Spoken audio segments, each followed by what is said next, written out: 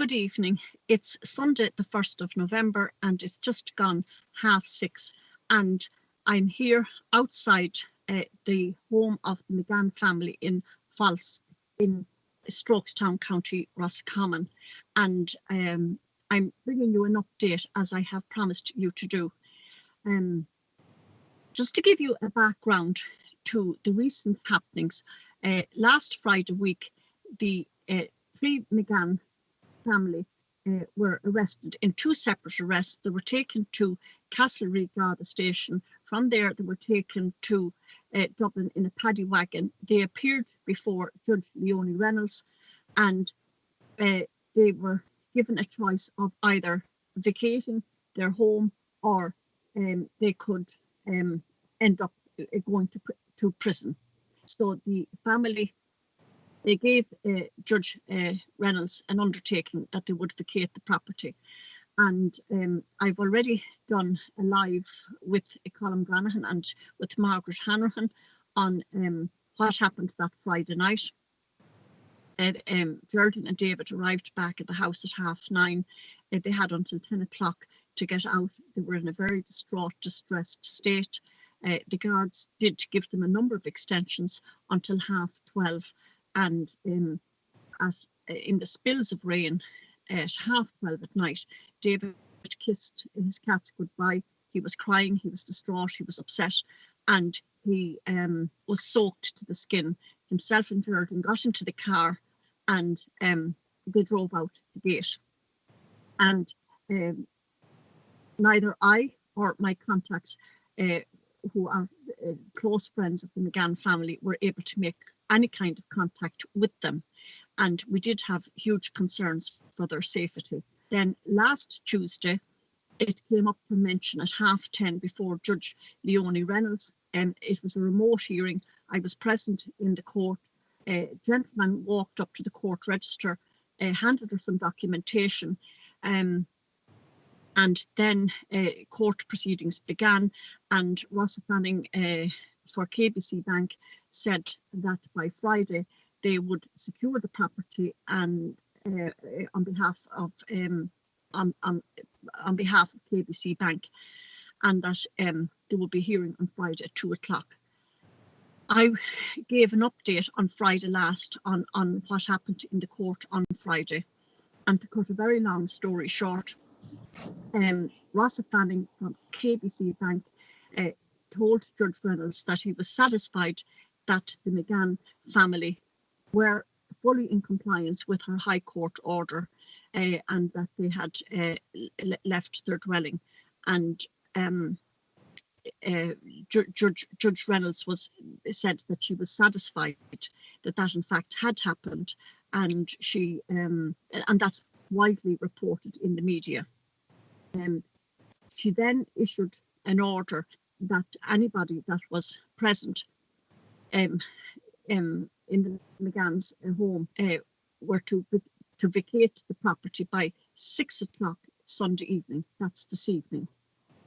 And she said, and she repeated this several times, she said she did not want to be put into a position where she would have to send people to prison. Anybody that was on the property would be in breach of her High Court order. And if they didn't purge their contempt of court, they'd end up in jail. And that was something that she didn't want to see happening. And I really believe that she does not want to be put into that position where she would have to send people to jail. So then today, I was told that there was an audio circulating on social media. It was uploaded yesterday, it would appear, and it was Anthony McGann saying that he had not left his dwelling, and contrary to reports that he hadn't left the jurisdiction either. So I travelled down to Strokestown this afternoon, and I took a drive.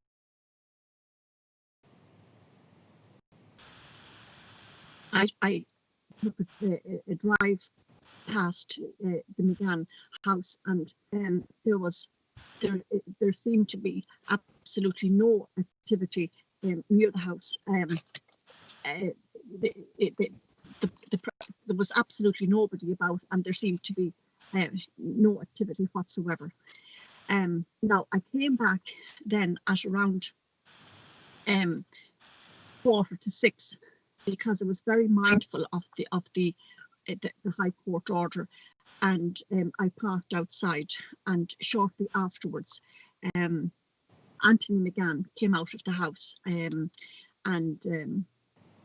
he came up to the gate, and I let down the window of the car, and I chatted to him, and just exchanged pleasantries, and I asked Anthony, would he like to make a comment on what was happening, you know, could I interview him? And he just said to me, Anna, I have no comment to make. And he just then left, said goodbye to me, and he left, and he went back into the house. So I've been here since. It's now just gone 20:07, and I can confirm that Anthony McGann is in the house. So this goes against Judge Reynolds' High Court order, and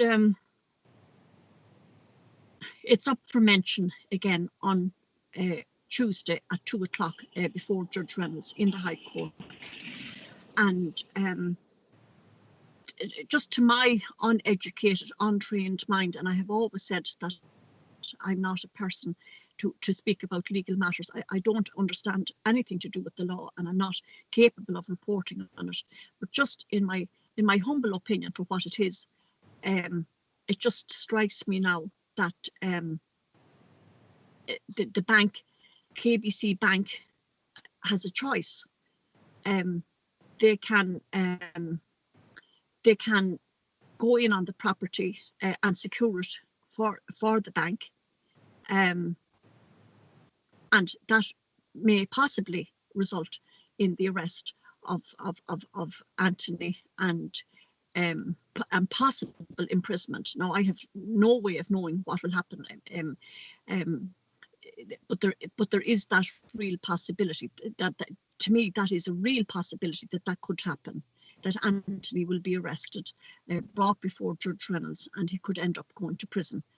And I do know that this is a position that Judge Reynolds does not want to be put into, and it would be, I believe it would be a public relations disaster for the bank. And at this stage, the bank, I'm sure, has spent a multiple of the value of the property on legal proceedings. Now, I wasn't aware that there is such a thing as mediation, but it was something that Margaret Hanrahan spoke about last week when we did the live video.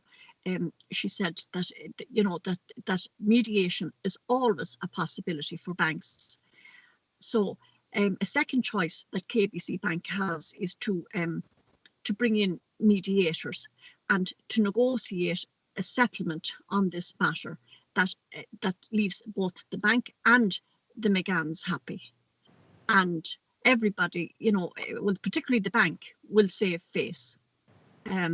So basically, the ball is very much now in the bank's court. They can either use the full force and powers of the state at their disposal to go in and possibly put Anthony McGann into prison, or they can appoint mediators to negotiate a settlement that's happy to both sides. And as I said on Friday night, people say to me, Anna, why are you getting involved in this? Well, the reason why I'm getting involved in this is because this matter is no longer about the McGanns as far as I'm concerned. This is about justice. This is a justice issue. It's really about the kind of architecture. Do we want a country whereby the banks can bring in all the forces and powers of the state to take over to take over property. Now, I'm not saying that people should abandon paying their loans or should abandon paying their mortgage. I'm not saying that. I am saying that economic circumstances results in people getting into difficulties.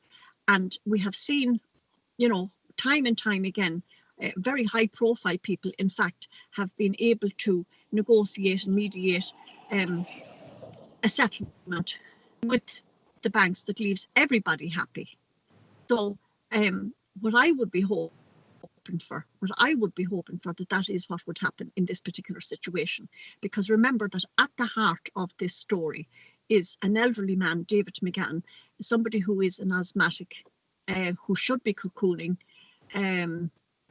has been traumatized in December 2018, on the 11th of December, when he was dragged out of his home and the knees cut out and his trousers torn and pegged out onto the middle of the road. You know, that, and he's never gone to bed since. He's always sat in his chair by the fire. And now, last week, he was put into the situation where he was arrested and held alone in a cell in Castlereagh Station, and then put into a paddy wagon on his own and brought to Dublin. And to my way of thinking, that he is an innocent party in all of this. He was born in this house and he never took out any loan. He's lived here all his life. And it's my understanding that the dwelling is sacred under the Constitution. So what I want to ask is, how can a bank do this? I don't know. I don't know how the law works. To me, this is a justice issue, and we're now in the depths of COVID. We all know that many small business owners are going to get into difficulties repaying their loans to the banks. Farmers are going to get into difficulties. Homeowners that have been made unemployed are going to fall back on their mortgage repayments because the mortgage break and mortgage holiday is now over, and they may not be getting enough on the pandemic unemployment payment to cover the cost of their mortgage. So they're going to be in default. And it's been reported in the media that there is going to be an avalanche of repossessions and evictions coming down the line. And I suppose the banks have a choice. They do have a choice. They can either use the full force of the agencies of the state to take over these properties, or they can bring in mediators to negotiate a settlement that satisfies all parties.